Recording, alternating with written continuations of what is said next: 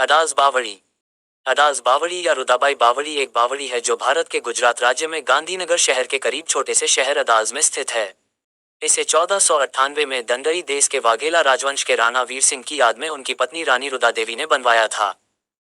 जबकि गुजराती और मारवाड़ी भाषा में बावड़ी को पानी के स्तर तक ले जाने वाली वाव कहा जाता है। उत्तर भारत के अन्य हिंदी भाषी क्षेत्रों में इसे बावली के रूप में जाना जाता है, जिसे बावड़ी और बावड़ी भी कहा जाता है।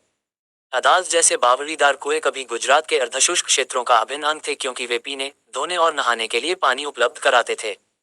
ये कुएं रंग बिरंगे त्योहारों और पवित्र अनुष्ठानों के आयोजन स्थल भी थे। पश्चिमी भारत में 5वीं और 19वीं शताब्दी के बीच निर्मित बावड़ियां, जिन्हें सीढ़ीदार तालाब भी कहा जाता है, आम है। अकेले गुजरात के अर्धशुष्क क्षेत्र में 120 से अधिक ऐसे कुएं पाए जाते हैं, जिनमें से अदाज का कुआं सबसे लोकप्रिय में से एक है। मौसमी मानसून के दौरान वर्षा जल एकत्र करने के लिए बावड़ियां पाकिस्तान तक फैले भारतीय उपमहाद्वीप के अधिक शुष्क क्षेत्रों में भी पाई जाती हैं। जबकि ऐसी कई संरचनाएं निर्माण में उपयोगितावादी हैं, उनमें कभी कभी महत्वपूर्ण वास्तुशिल्प अलंकरण शामिल होते हैं, जैसे कि अडाज बावड़ी जो कई पर्यटकों को आकर्षित करती है। अतीत में इन बावड़ियों पर व्यापार मार्गों पर रुकने के लिए यात्री और कारवां अक्सर आते थे। भारत की पहली रॉक कट बावड़ियां 200-400 ई पू की हैं। इसके बाद धानक 550-625 में कुएं और भीनमाल 850-950 में सीढ़ीदार तालाबों का निर्माण हुआ। मोहनजोदड़ो शहर में कुएं हैं जो बावड़ी के पूर्ववर्ती हो सकते हैं, क्योंकि शहर के केवल एक हिस्से में 700 से अधिक कुएं खोजे गए हैं, जिससे विद्वानों का मानना है कि बेलनाकार ईंटों से बने कुओं का आविष्कार सिंधु घाटी सभ्यता के लोगों द्वारा किया गया था। तीसरी और दूसरी सहस्राब्दी ईसा पूर्व के बीच हड़प्पा सभ्यता के मोहनजोदड़ो स्थल पर स्थित विशाल स्नानघर में भवन परिसर के खुले प्रांगण के सामने एक कमरे में स्थित एक बड़े कुएं से पानी भरा जाता था। जबकि शुरुआती बावड़ियां पत्थर से बनी थीं, बाद में बावड़ियां मोटा प्लास्टर मलबे और लैमिना पत्थरों से बनाई गईं। कुआं सिलेंडर कुओं को गहरा करने के लिए इस्तेमाल किया जाने वाला मूल रूप था। ये भी अनुमान लगाया गया है कि गुजरात में बावड़ियां इतने लंबे समय तक इसलिए बची रहीं क्योंकि बिल्डरों को क्षेत्र की मिट्टी की स्थिति और भूकंप की आशंका का ज्ञान था। स्थिरता के विचारों के आधार पर अनुशंसित कुएं का आकार 4 से 13 हस्त का था, जो एक संस्कृत शब्द है जिसका अर्थ है अग्रबाहु का आकार 12-24 इंच 3,610 मिलीमीटर से भिन्न होता है। 8 हस्त का आकार आदर्श माना जाता था और 13 हस्त कुएं को खतरनाक माना जाता था।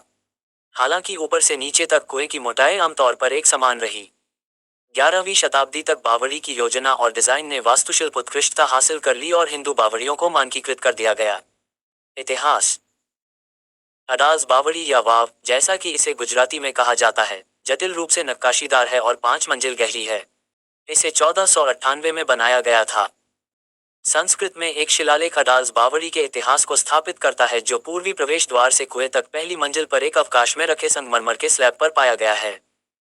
इसका निर्माण दांडई देश के वाघेला राजवंश के राणा वीर सिंह ने शुरू किया था, जिन्होंने इसे 1499 में पारंपरिक वास्तुकला शैली में बनाया था। बावड़ी में लगे संस्कृत शिलालेख में वर्णन है। संवत 1555-1498 ई माघ मास, विनायक गणेश को नमस्कार, जिनकी जाति दंडही देश के राजा मोकला प्रमुख थे। उनसे कर्ण का जन्म हुआ। महीप और वीर सिंह तथा नैशा महीप के पुत्र थे।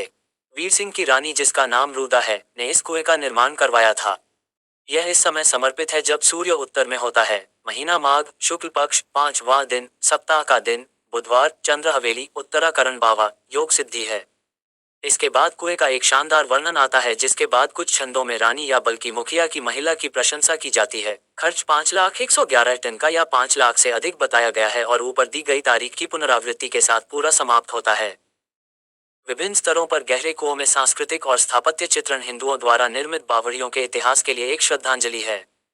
किंवदंती के अनुसार 15वीं शताब्दी में वाघेला वंश के राणा वीर सिंह एक हिंदू शासक थे, जिन्होंने इस क्षेत्र पर शासन किया था, जिसे दंडई देश के नाम से जाना जाता है। उनका राज्य छोटा था। यह पानी की कमी के अधीन था और बारिश पर अत्यधिक निर्भर था।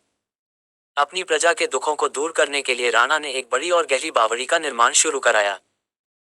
इससे पहले कि यह परियोजना पूरी हो पाती, उनके राज्य पर पड़ोसी राज्य के मुस्लिम शासक मोहम्मद बेगदा ने हमला कर दिया। राणा राजा युद्ध में मारा गया और मोहम्मद बेगड़ा ने उसके क्षेत्र पर कब्जा कर लिया। राणा वीर सिंह की विधवा, एक खूबसूरत महिला जिसे रानी रूपबा या रुदाबाई के नाम से जाना जाता था, सती होना चाहती थी और अपने पति के साथ परलोक में जाना चाहती थी। हालांकि बेगड़ा ने उसे अपनी जान देने से रोका और दहेज देने वाले व्यक्ति के साथ विवाह का प्रस्ताव रखा। वह इस शर्त पर शादी के प्रस्ताव पर सहमत हुई कि वह पहले बावड़ी का निर्माण पूरा करेगा।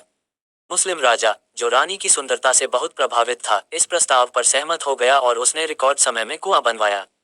एक बार कुआं बन जाने के बाद बेगदा ने रानी को उससे शादी करने का वादा याद दिलाया।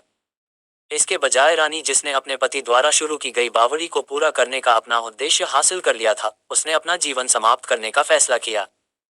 उसने प्रार्थना के साथ बावड़ी की परिक्रमा की और कुएं में कूदकर कुएं के निर्माण की कहानी को दुखद अंत में समाप्त कर दिया। स्वामीनारायण संप्रदाय के 200 साल पुराने धर्मग्रंथों में वर्णित एक संस्करण से पता चलता है कि मरने से पहले रानी रूपा ने धार्मिक संतों से इस बावड़ी में स्नान करने का अनुरोध किया था, ताकि बावड़ी का पानी इन संतों द्वारा शुद्ध किया जा सके और उन्हें उनके पापों से मुक्ति मिल सके। दूसरा कुएं के पास मिली कब्रों से जुड़ा है। वाव के पास कुआं बनाने वाले 6 राजमिस्त्रियों की कब्रें दिखाई देती हैं।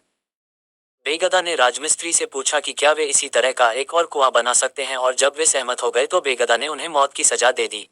बेगड़ा बावड़ी की स्थापत्य उत्कृष्टता से इतने प्रभावित हुए कि वह नहीं चाहते थे कि इसकी प्रतिकृति बनाई जाए। संरचना: सोलन की स्थापत्य शैली में बलुआ पत्थर से निर्मित अदालज बावड़ी 5 मंजिल गहरी है। ये शीर्ष पर एक योजना में अष्टकोणीय है, जो जटिल नक्काशीदार बड़ी संख्या में स्तंभों पर बनाया गया है। प्रत्येक मंजिल इतनी विशाल है कि लोग एकत्र हो सकें। वर्षों से वर्षा के कारण जल स्तर में मौसमी उतार चढ़ाव को ध्यान में रखते हुए उस स्तर पर भूजल तक पहुंचने के लिए इसे गहराई से खोदा गया था। विभिन्न मंजिलों और लैंडिंग स्तर पर छतों में हवा और प्रकाश के रास्ते बड़े खुले स्थान के रूप में हैं। पहली मंजिल के स्तर से 3 सीढ़ियां कुएं के निचले जल स्तर तक जाती हैं, जिसे एक अनूठी विशेषता माना जाता है।